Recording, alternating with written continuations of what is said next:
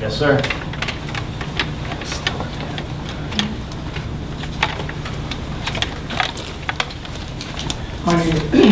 My name is Skip Murphy. I'm Gilford Glen Road here in Gilford. And I do have a couple of questions. I apologize for being late by a few minutes. My first question is this public comment only directed towards this new policy, or can I ask a different kind of question first? Ask anything you'd like. Well, the first comment is I am so glad to see that the school board is now taking questions during public sessions. The last time I came to a school board meeting was a couple of years ago, and all I got to my questions were a bunch of stone faces, so thank you very much.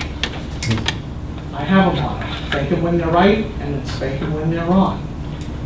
You did say something, Chris, that I really take offense to, which is you turned to Superintendent Meitler and said, well, the administration is going to craft the policy.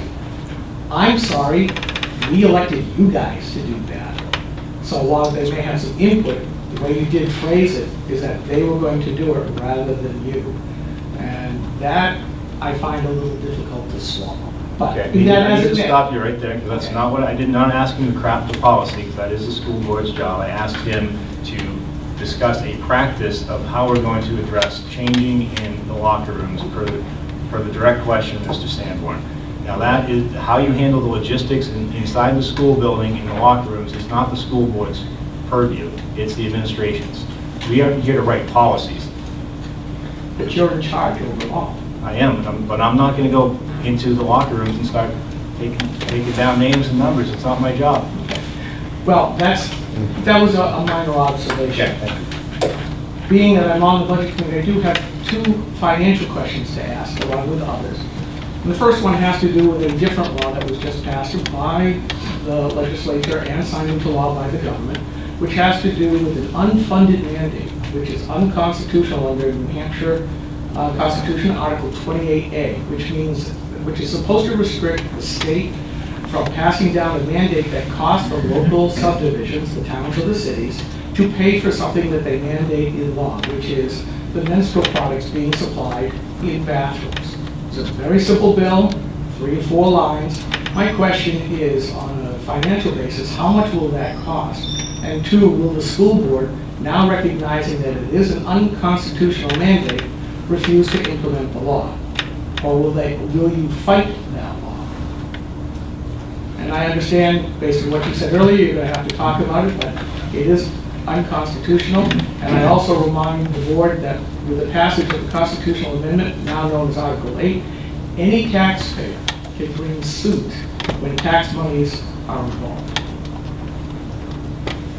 I can tell you right now that I was just informed that the district is implementing that practice. Oh, goody. All right. Second one comes to this policy/practice that is under discussion already.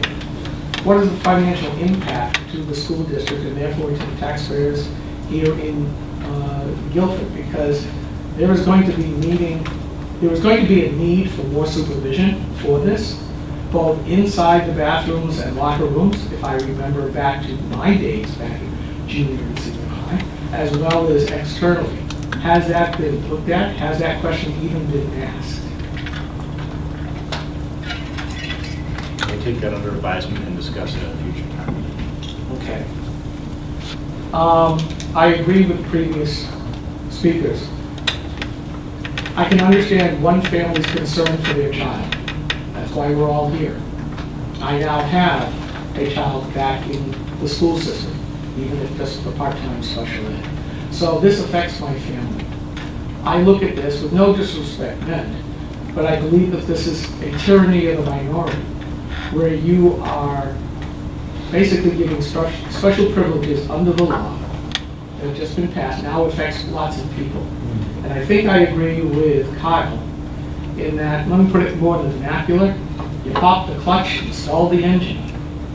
In putting something in place that you have already admitted so far today that hasn't been fully thought out and not fully implemented. So I would also ask that it be tabled until you get all the bugs worked out. Because it sounds like you haven't looked at all of the ramifications of the law of unintended consequences in putting this into place. Kyle mentioned religion. I think there's another ticking time bomb, which Kyle briefly touched on, but I don't think he realized the true ramifications, which is the statute also says that age is one of those protected classes. Now, as I read the bill, as I have it here in front of me,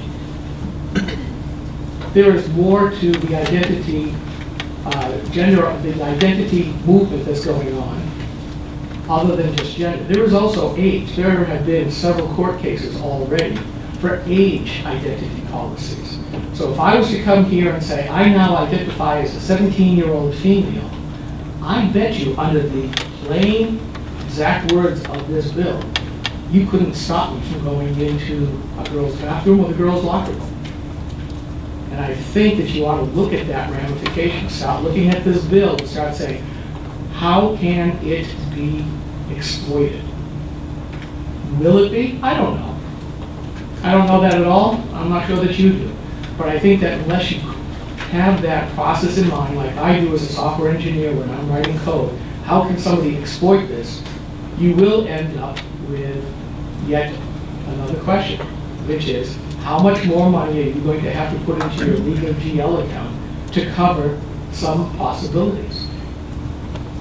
And that, again, is going to have an effect on the taxpayers of Gilford. I guess I'm going to summarize it with this.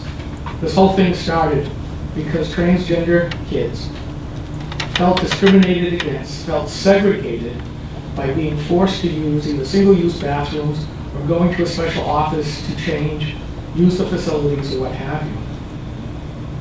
That was considered to be discrimination.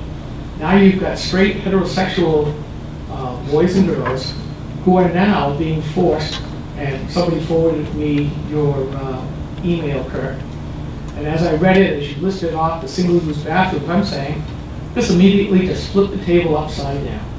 Because now you're no longer segregating or discriminating against the transgenders, but you're also doing it against the straight kids by making them use, at all costs, those single-user private offices. You're in the exact same situation as you were before, and I can guarantee you somebody's going to sue, or a bunch of people will get together and sue. And I'll be honest, I'd be happy to manage the crowdsourcing for that, because I think that you're stuck in the horns of the dilemma, and it's going to get solved fast. And I think it's really only going to come down to a lawsuit on this. And I hate to put it that way, but you can't discriminate against one, then undiscriminate, but then discriminate somebody else to give that other person freedom. You're taking, the complaint was, my freedom has been taken away. You can't take freedom away from others to provide it to the first. Thank you. Thank you, Mr. Martin.